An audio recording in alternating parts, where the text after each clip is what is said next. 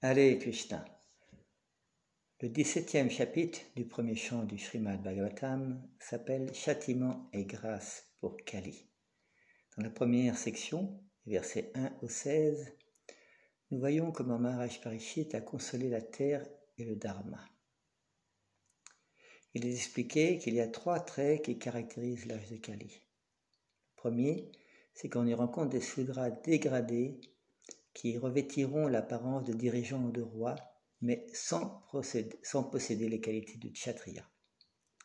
Le deuxième point, c'est que les principes de la spiritualité par nature immaculée seront assaillis par des Shudras dénus de culture. On proclamera l'état séculier, c'est-à-dire sujet à aucun principe religieux, ce qui entraînera une indifférence totale quant à la spiritualité. Le troisième point, c'est que la fâche sera affligée. On voit très bien que ces 3 traits caractéristiques sont très présents dans notre âge actuel. Srila Prabhupada explique dans la teneur répétée des versets 3 que le bonheur des hommes ne peut être atteint qu'à travers celui de la vache et du bœuf. Il est expliqué au chapitre 8 que le premier et le plus important devoir du gouvernement, c'est d'assurer la protection de la vie, tant celle des hommes que des animaux. Et dans la teneur reportée du verset 9, Srila Prabhupada explique que la protection du bœuf et de la vache, comme de tout autre animal, n'est possible que lorsqu'un État est gouverné par un dirigeant de la qualité de Maharaj Parikshit. Car cette protection de la vache et de la culture brahmanique aura pour effet de satisfaire le Seigneur, qui lui-même leur porte un intérêt particulier. Go Brahmana et Yacha. En retour, celui-ci nous conférera la paix véritable. En verset 12, il est également expliqué que le but de la vie humaine consiste à mettre un terme définitif à toutes les souffrances inhérentes à la condition matérielle. Et celui qui adhère aux enseignements de Sri Krishna peut s'acquitter de cette tâche sans difficulté aucune. Ces codes, la Bhagavad Gita les offre à notre compréhension sous forme de synthèse, tandis que le Srimad Bhagavatam les expose en détail. Dans la deuxième section de ce chapitre, versets 17 à 27, nous assistons à la conversation entre Maharaj Parishit et Dharma. Et une question est posée, c'est pourquoi le bœuf et la vache refusèrent-elles de désigner le responsable direct de leur souffrance à Maharaj Parishit? Tout simplement parce que les deux étaient des bhaktas. Ils comprenaient que le responsable immédiat du mal qui leur était causé était en fait poussé par une cause d'origine plus lointaine, et par conséquent ils tolérèrent leur souffrance en y voyant un don de Dieu. J'explique ceci dans le verset 18. Et dans le verset 22, il est expliqué qu'un bhakta ne tient personne pour l'unique responsable de ses actes, car il comprend que nul n'est seul responsable des bienfaits ou méfaits qu'il peut accomplir, puisque ceux-ci doivent toujours s'accompagner de la sanction du Seigneur. C'est un point vraiment important de comprendre qu'il y a différents facteurs de l'acte, et qu'ultimement c'est la sanction de Krishna, du Paramatma, qui va permettre qu'une activité soit accomplie ou non.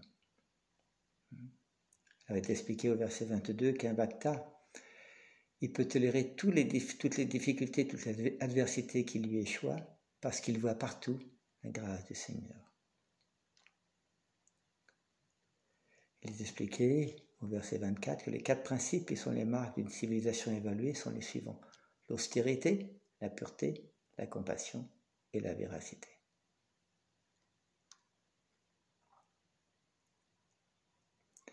Et au verset 27, il est expliqué que la diffusion systématique des enseignements du Srimad Bhagavatam aura pour effet d'éclaircir l'atmosphère polluée par la dépravation, la corruption, le chantage et d'autres maux que ce qui souille l'âge de Kali. On voit que c'est vraiment la réalité qui se passe actuellement. Dans la dernière section de ce Srimad Bhagavatam, de ce chapitre, versets 28 à 45, nous avons l'abandon et la récompense de Kali.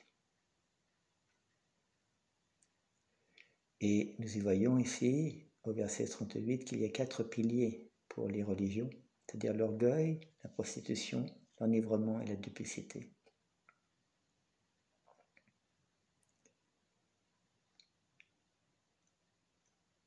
nous voyons dans ce chapitre que Maharaj Parikshit, après avoir été prêt à châtier Kali, parce qu'il avait voulu faire violence au bœuf,